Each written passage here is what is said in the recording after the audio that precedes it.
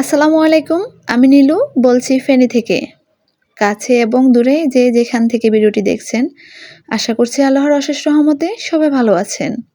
আমরা আলহামদুলিল্লাহ ভালো আছি। শুরু করলাম নতুন আরেকটি ব্লগ। আশা করছি আজকের ব্লগটা আপনাদের ভালো লাগবে। ভিডিও দেখার শুরুতে একটাই রিকোয়েস্ট করব, প্লিজ একটা লাইক দিয়ে ভিডিওটা দেখা স্টার্ট করুন। কেন জানি না আমার আপুরা একটাও লাইক দিতে চায় না। আমার খুবই কষ্ট হয় এই কাজটা আপুরা কেন করে। যারা ভিডিওটা দেখেন প্লিজ একটা লাইক দিয়ে ভিডিওটা দেখা শুরু করবেন। তো যাই হোক, এটা ছিল মঙ্গলবার বিকেলবেলা আমি আমার মেজো আপুর বাড়িতে যাচ্ছি। এটা একদম সন্ধ্যার সময়, আমি আস্তে আস্তে কিন্তু একদম সন্ধ্যা হয়ে গেছিল। তো যাই হোক, আসার পর আপুর বাড়িতে আপু এখানে নাস্তা দিল। তো নাস্তা করে নিচ্ছি সবাই একসাথে। এখানে পেঁয়াজি, বেগুনি, আলুর চপ, ডিমের চপ, তারপর ছোলা বুট ছিল। তো আমরা এখানে সবাই একসাথে বসে এখন নাস্তাটা করব। তো আজকে আপুর বাড়িতে আসার একটাই উদ্দেশ্য ছিল, আপু আমার ভাগ্নির বাড়িতে পিঠা দিবে আর কি, শীতের পিঠা। তো যেহেতু ভাগ্নির নতুন বিয়ে হয়েছিল, তো সেই জন্য শীতের পিঠা দিবে। তো এদিকে আমি আসার সময় রেক্সোনাকেও নিয়ে আসছি আমার সাথে করে। এখন রেক্সোনা কিন্তু খুব ভালো পিঠা বানাতে পারে, তো সেই জন্য ওকে নিয়ে আসলাম আর কি।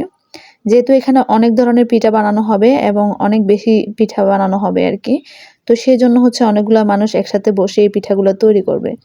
মাটির চুলায় কিন্তু আগুন জ্বালানো হয়েছে। তো খুব বড় বড় দুইটা পাতিল বসিয়ে দেওয়া হয়েছে। তো এখানে চালের গুঁড়ি দিয়ে ডো তৈরি করবে। তো এখানে রেক্সোনা পাতিলের মধ্যে চালের গুঁড়ি দিয়ে দিয়েছে সিদ্ধ করার জন্য। তো এই যে এখানে গোটা পিঠা বলে, কেউ মেরা পিঠা বলে এই পিঠাগুলাকে। তো এগুলো চিনি আর নারকেল দিয়ে বানানো হয়েছে। মাশাআল্লাহ, অনেক সুন্দর করে আমার আম্মু, রেক্সোনা, তারপর আরো লোকজন ছিল। তো সবাই একসাথে বসে গল্প করতে করতে পিঠাগুলো বানাচ্ছে।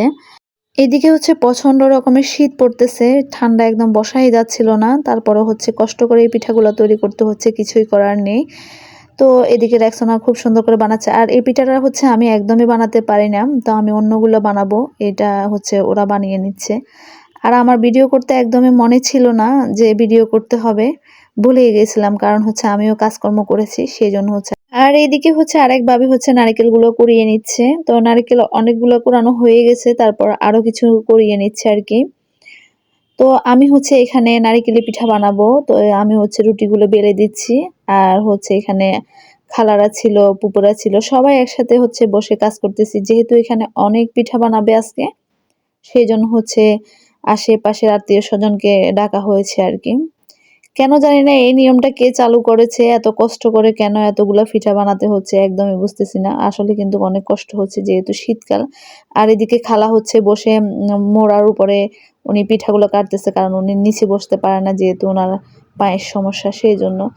তো যাই হোক, কিছু পিঠা তৈরি করা হয়েছে। আর এদিকে খাবার দাবার দিয়ে দেওয়া হয়েছে। এখানে আপু অনেক কিছু রান্না করেছে, দেশি মোরগ, তারপর মাছ, শাক, ডাল, ডিম, আরো অনেক কিছু সবজি। তো সবকিছু অনেক মজা হয়েছে। তো আমরা খাওয়া দাওয়া শেষ করে নিয়েছি, যেহেতু রাতে আরো পিঠা বানানো হবে সেই জন্য। আর এদিকে রাইসা বুড়ি তো মাশাল্লাহ অনেক দুষ্টামি করতেছে, ও সবার সাথে বলছে যে ভাত খাবে, তো সেই জন্য ও আলাদা একটা প্লেটে ভাত নিল আর কি। আসলে বাচ্চারা এমনই, দেখুন কিভাবে করতেছে, ও কিন্তু আসলে খাচ্ছে না, দুষ্টামি করতেছে, সবার সাথে একসাথে খাওয়ার বায়না করতেছে আর কি। তো যাই হোক, এটা পরের দিন সকালবেলা, মানে বুধবার সকালবেলার সময়। তো আমরা কিন্তু একদম ভোরে উঠে গেছিলাম। তো উঠে পিঠা তৈরি করতেছি। তো আমি ভাপা পিঠা বানাচ্ছিলাম। আর বাইরের ওয়েদারটা একটু দেখিয়ে দিলাম। আজকে অনেকদিন যাবত যেহেতু ঠান্ডা পড়তেছে, তো আজকে একটু রোদ উঠলো আর কি। তো সেটা আপনাদের সাথে শেয়ার করলাম। আর এদিকে বাফা পিঠাগুলো আমি তৈরি করে নিচ্ছি। আর এদিকে তেলের পিঠা বানাচ্ছে একটা পুপু। তো ভাবিও, আর সাথে ভাবিও ছিল। তো সবাই মিলে একসাথে আসলে কাজ করলে তেমন একটা কষ্ট হয় না আর কি।